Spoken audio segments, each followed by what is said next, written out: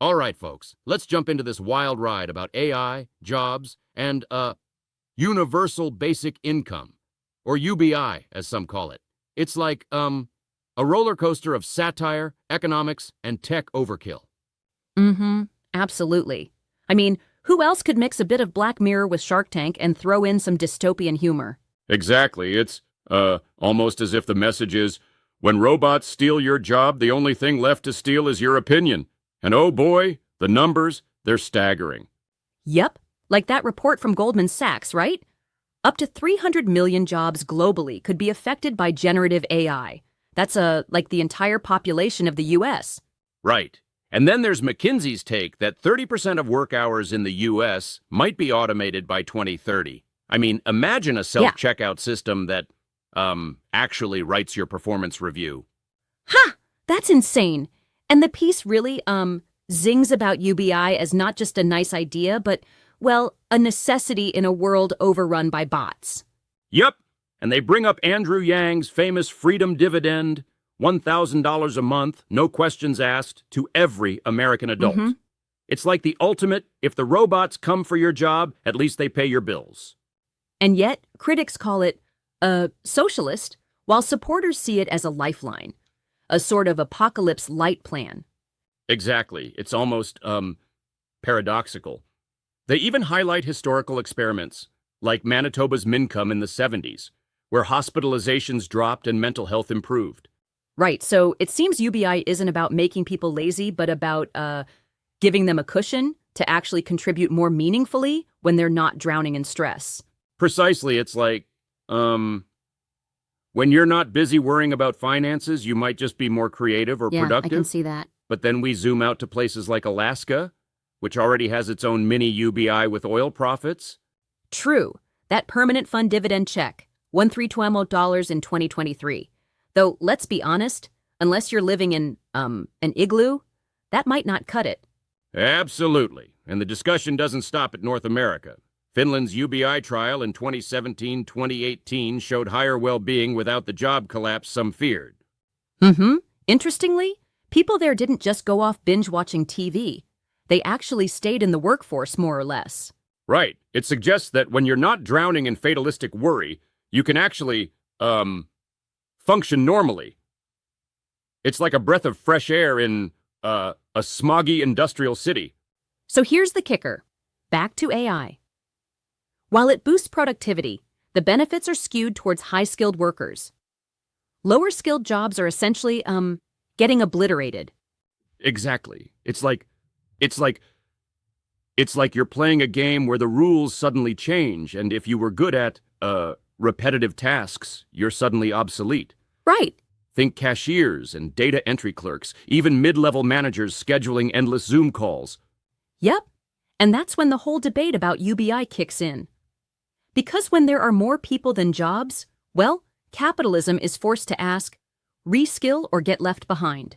And then reality, smacks you in the face, because AI has already mastered not just JavaScript or Photoshop, but even, manipulating your emotions on dating apps. Mm-hmm. It's a bit unnerving.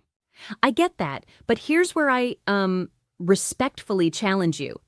Isn't it kind of nuts to think that the only answer is UBI? Couldn't there be other innovative policies to distribute wealth more evenly? Sure, there might be alternatives, but the argument here is that UBI could act as, a necessary cushion to get through this transition. It even mentions taxing AI-driven profits from tech giants to pay for it. I mean, imagine Amazon's AI suddenly needing to file tax returns. Haha, exactly. Although I do wonder if that's too simplistic. Taxing huge tech companies has its own set of challenges. True, it's a valid point to push back on.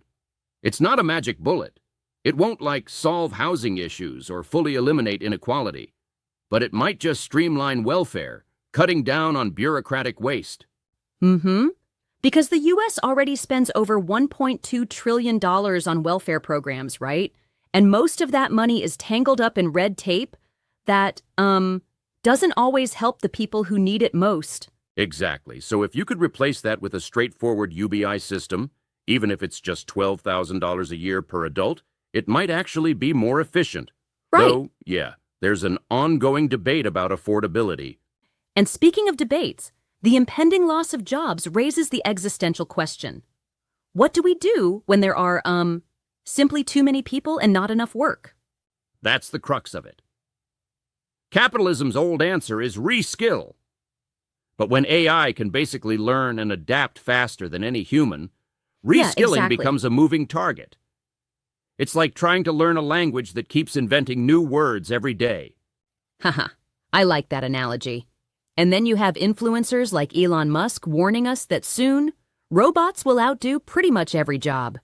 Yeah, Musk even says fewer jobs will be left for humans. A sobering thought when you consider Optimus, his humanoid robot, is designed to work tirelessly without even a coffee break.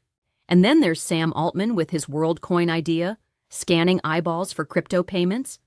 It's surreal how technology is merging with basic income concepts. Exactly. It's almost as if the tech elite are saying, we'll replace your job, but hey, we'll leave you a digital check. It's a futuristic ransom note in a way. But let's not forget, UBI isn't here to fix every problem. It doesn't cure inequality or solve housing shortages, and it certainly won't stop your uncle from sharing bizarre robot conspiracy theories on Facebook. True, it's not a cure-all. It's more like the bare minimum to prevent society from, collapsing into pure economic chaos. Think the Grapes of Wrath style, but with a tech twist. Right, because if consumers run out of money, companies will, stop thriving. And then what do we have? A futuristic wasteland where even the iPhones feel, empty. Exactly. It's a sort of, post-apocalyptic capitalist cautionary tale. UBI might just be the paddle to keep us afloat when the waves of AI disruption hit. It's both a lifeline and a symptom of our changing era. I mean, if Silicon Valley's saying absolutely and economists are hedging with probably, what does that leave us?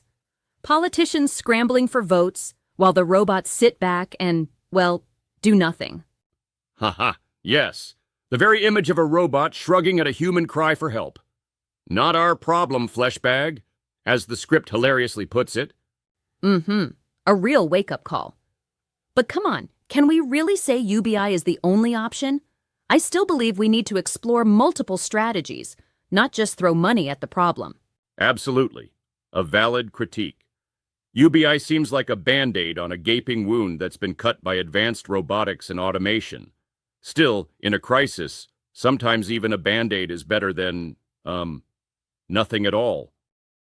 Yeah, true. So it sounds like we're left with a future where tech blurs the lines between wealth and poverty, freedom and bureaucracy, with UBI as our, potential fallback plan. Exactly. It's a wild, satirical look at our future. And while it may not have all the answers, it sure gives us plenty to think about. Thanks for the lively discussion, and hey, keep questioning the future before the robots do it for you. Right on. And remember, folks, it's your brain, not just a paycheck. So stay curious and stay human.